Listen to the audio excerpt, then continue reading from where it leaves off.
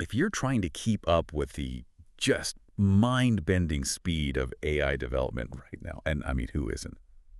You always hit this one hard bottleneck. Energy. Energy, exactly. Yeah. How do you actually power these massive, constantly growing supercomputers?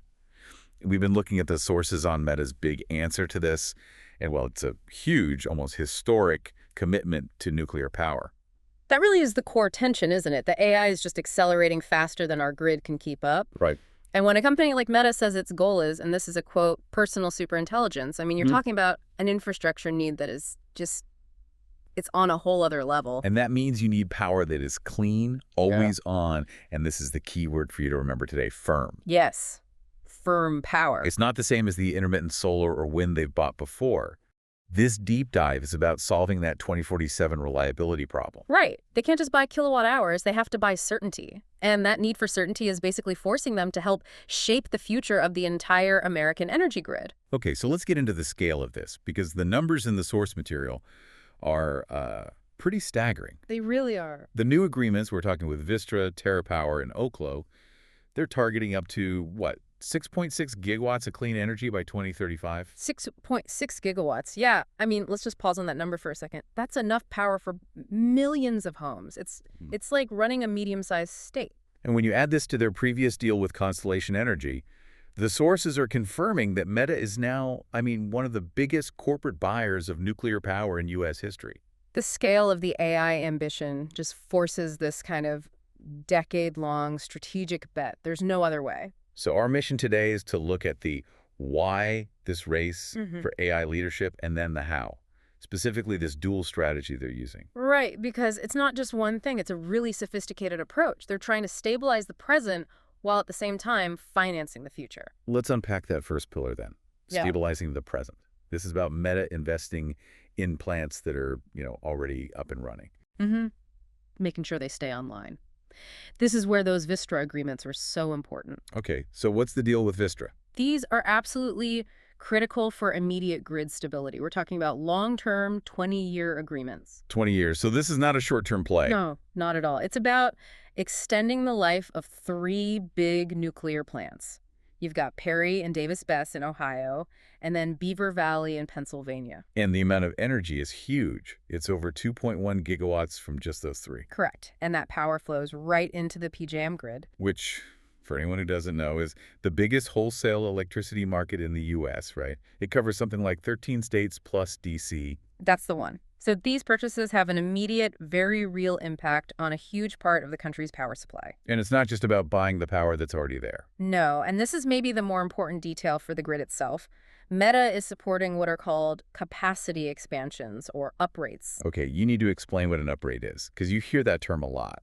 Yeah, it's basically a massive modernization process. Think of it like tuning up a classic car. You're not building a new engine, but you're upgrading the internal parts. So better turbines, more efficient components, that kind of thing. Exactly. Better heat exchangers, optimizing the fuel, all to safely squeeze more megawatts out of the existing reactor design. And the sources say this adds up to another 433 megawatts. Which is the largest nuclear uprate ever funded by a corporate customer in the U.S. And that new capacity should be online in the early 2030s. So the big takeaway here is Meta is basically creating its own financial certainty. They aren't just waiting for the utilities to make these big upgrade decisions. Precisely. That's the so what here. This 20-year commitment gives those plants the financial backing they need to stay open for decades. And that helps everyone. How so? Well, it ensures regional grid reliability. And since Meta is helping pay for the uprates, all consumers in that PJM region get the benefit of a bigger, more robust power supply. It's a positive ripple effect. Okay, so present stability. Check. Now let's move to that second pillar. And this, to me, is where it gets really ambitious. This is the forward-looking part, for sure. We're talking about Meta making huge bets on the next generation of nuclear reactors. These deals are meant to speed up new American nuclear tech. Right. We're talking about advanced reactors, smaller, designed to be even safer, more flexible. And Meta's role here is basically to be the guaranteed first customer. Exactly. They provide the business certainty that companies like TerraPower and Oklo need to actually get these things built at scale. Okay, so let's start with the biggest one, TerraPower.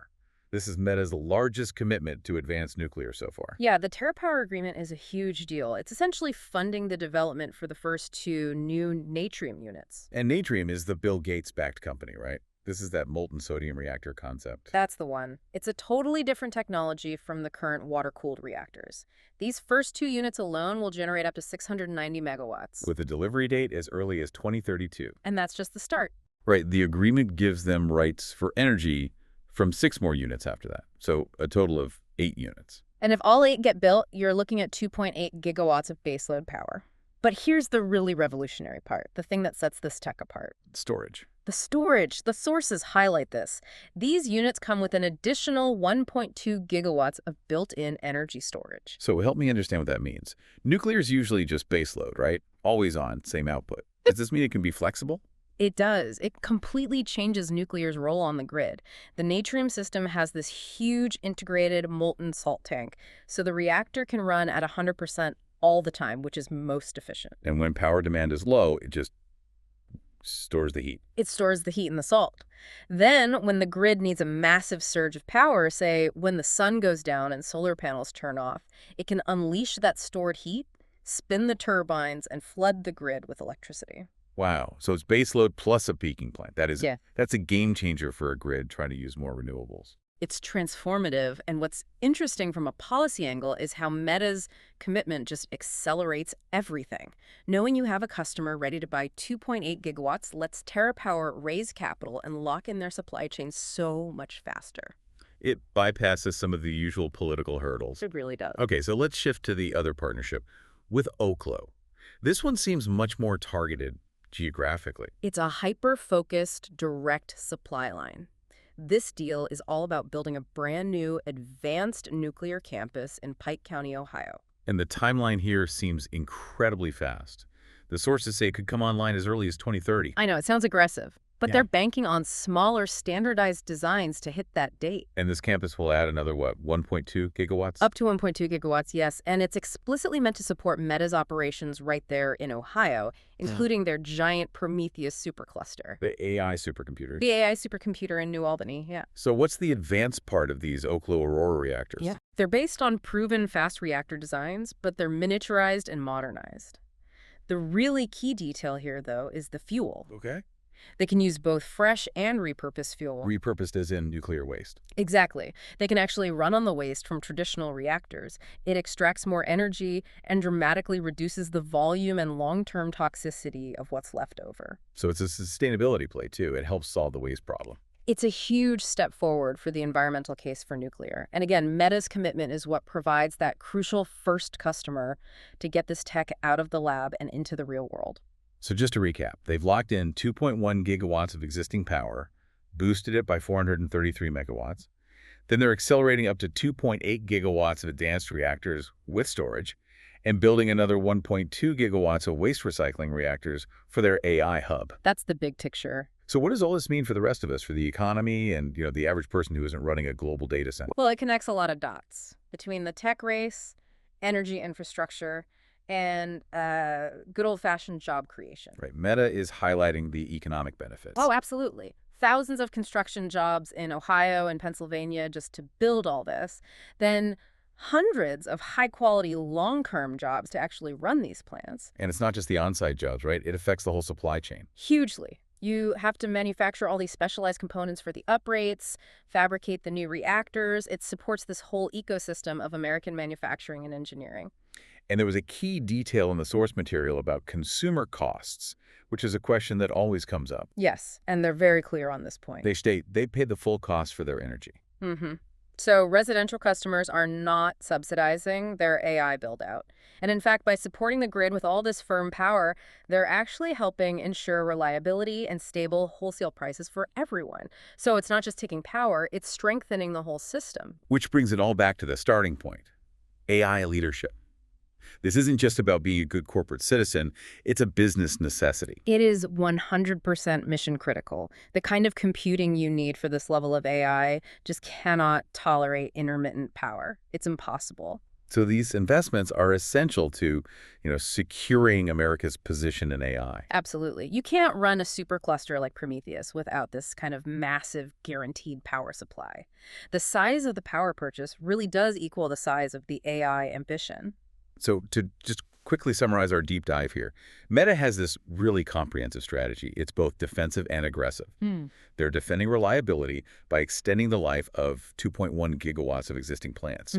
But they're also aggressively driving the future by funding these huge advanced projects, the TerraPower reactors with storage, and the Oklo campus for their Ohio AI hub. And creating jobs and grid stability along the way. Right. It covers all the bases. It raises a really interesting final question for you to think about for the listener. All of these announcements, they came out of what Meta calls a thorough nuclear RFP process, a request for proposal. A corporate purchasing process. It's a business process. Yeah. But through these RFPs over the last decade, Meta has added almost 28 gigawatts of new energy to the grid. So it makes you wonder, what role should corporate purchasing power play in setting the direction for our critical national infrastructure? It's a powerful tool for acceleration, that's for sure. It is. It's a market-based tool that seems to be moving a lot faster than traditional government policy. Just something to think about. How much of our energy future is being shaped by tech company demand?